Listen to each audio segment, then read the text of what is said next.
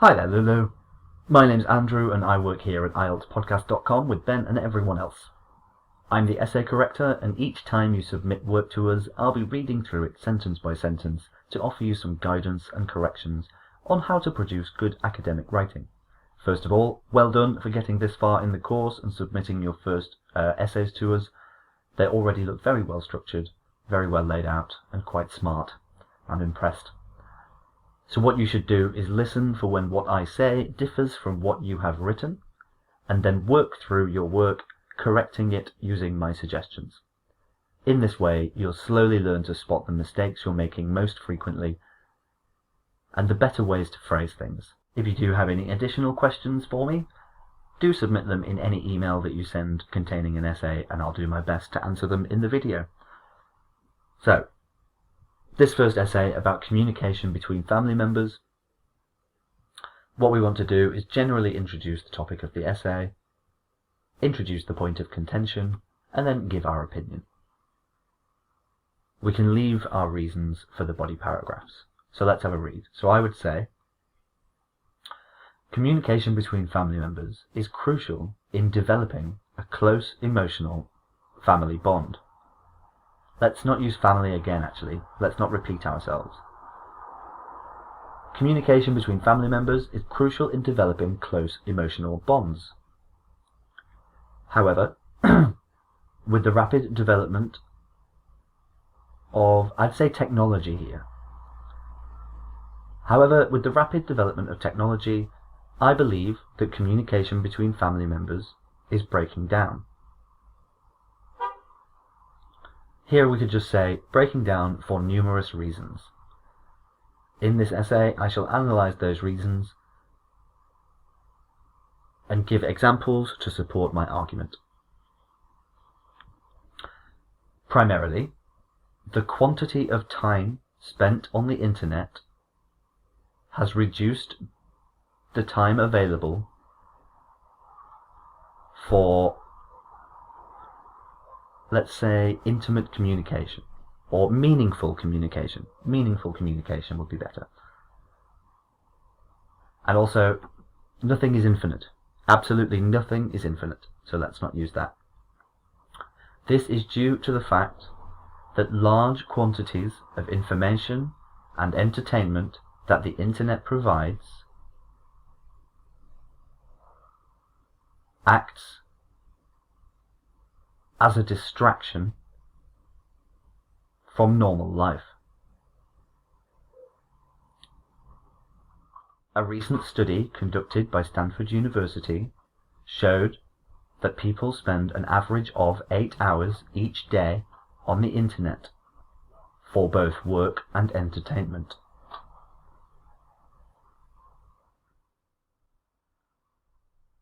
This leaves less time for one-on-one communication with relatives, and therefore it can clearly be seen that communication among family members has been negatively affected. Full stop. Furthermore, we must use academic language. Another reason is that is not very academic, it's quite informal. So I would say, furthermore, people in modern society work considerably more hours than those in the past. More specifically, even housewives, who must spend the majority of their time taking care of the home, also have their own career, potentially taking up their evenings and weekends. Let's take your sister out of it, and let's just say, some women, for example,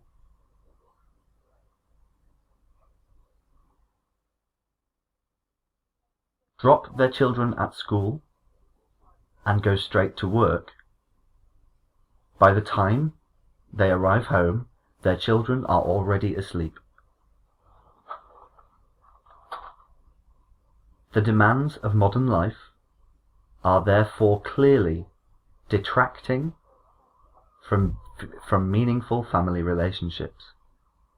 So this is either in conclusion or to conclude. So to conclude, I personally believe that on account of I personally believe that communication has reduced between family members due to excessive internet use and shifting roles within the family. That would be much better. So now your second piece about enjoyable activities with children.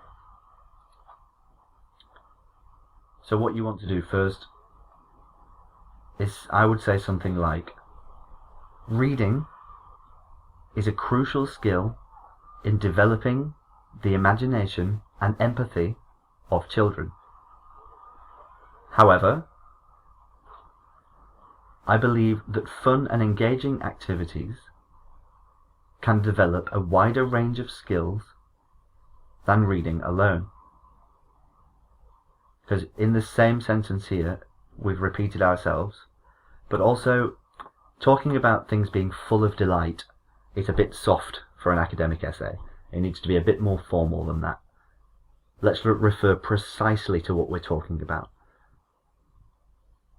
So fun and engaging activities is very accurate, but activities full of delight, this relies on a knowledge of the preference of the children.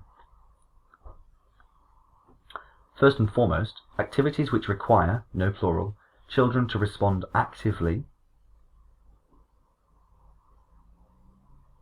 I'd say there's no such thing as a fake environment. Any environment one can exist in does exist, so every environment is real. But first and foremost, activities which require children to respond actively can cultivate cognitive skills such as spatial awareness and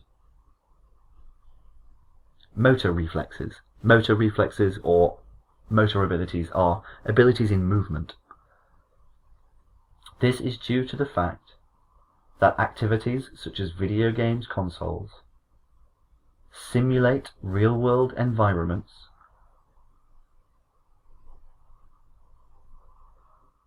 which develop children's senses of vision, let's say children's visual and auditory senses. In fact, I think that's good. Visual, auditory and motor senses. For example, a recent survey conducted by Oxford University showed that children who play video games for at least 5 hours each week have a greater competence in spatial awareness than children who rarely play. That would be enough. As we know, reading only involves children's visual sense, and if you're going to use a comma, you have to use and therefore, and it doesn't need a capital. And therefore it is clear that these sorts of pleasurable activities can better develop spatial awareness than reading. So here, you've focused in on spatial awareness, but what we need to talk about is skills and imagination. Reading is thought to be fundamental to the development of imagination because no other activity forces you to imagine a person and their experience and what they are feeling. It puts your mind outside of yourself and asks you to consider life or an experience from the perspective of another. So not only does this develop imagination, but it also develops empathy. It gives people the ability to feel what others feel. And without literature, without reading, without fiction, without imagination, we remain distant from people around us. We fail to connect meaningfully with those closest to us because we don't have the ability to imagine how they feel. Now, it is true that video games and sports do develop cognitive and motor functions and hand-eye coordination and things like this quite well, but the question relates to imagination specifically. So it would be good to consider how reading affects imagination before going on to what is better than reading. So now we go on to further skills, which is fine. But I would say there are too many sentences. Oh no, your conclusion is here also. The document has been split slightly. So secondly, activities which are, let's say secondly, group activities develop children's communicative and collaborative skills. More specifically, to win a group game normally requires collaboration, in which team members must learn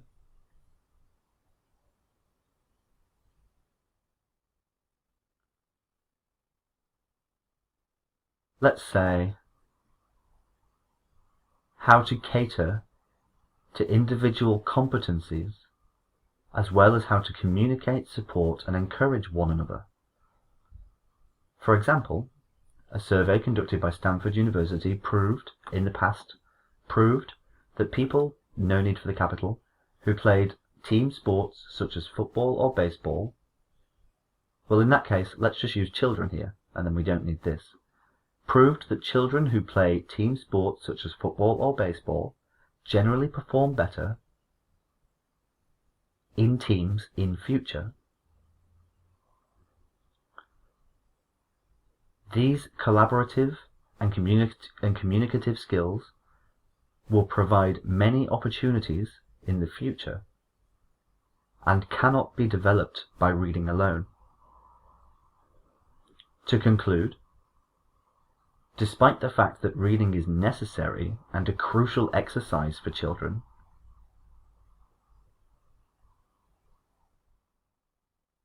other more engaging activities are required to develop spatial awareness and collaborative skills.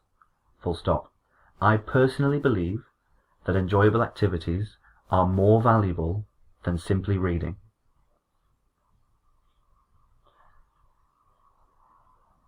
So you have gotten your paragraphs down, but we need to smooth out your sentences and reduce I'd say reduce mistakes with punctuation and informal language. I don't want us to use any personal pronouns, or we should stay away from them wherever possible. So it's fine in your intro and your conclusion to say, personally, I believe that, to give your opinion if you are asked for it. But then in your body paragraphs, stay away from I, you, they, their, and talk about the ideas, the effects, the consequences. Cause and effect. So move through your own work, correct it using my suggestions, send me your error list, your corrected essays and your next tasks as soon as possible, and I'll get them back to you as soon as I can. Well done for sticking with us this far. Lulu, have a wonderful day and speak very soon.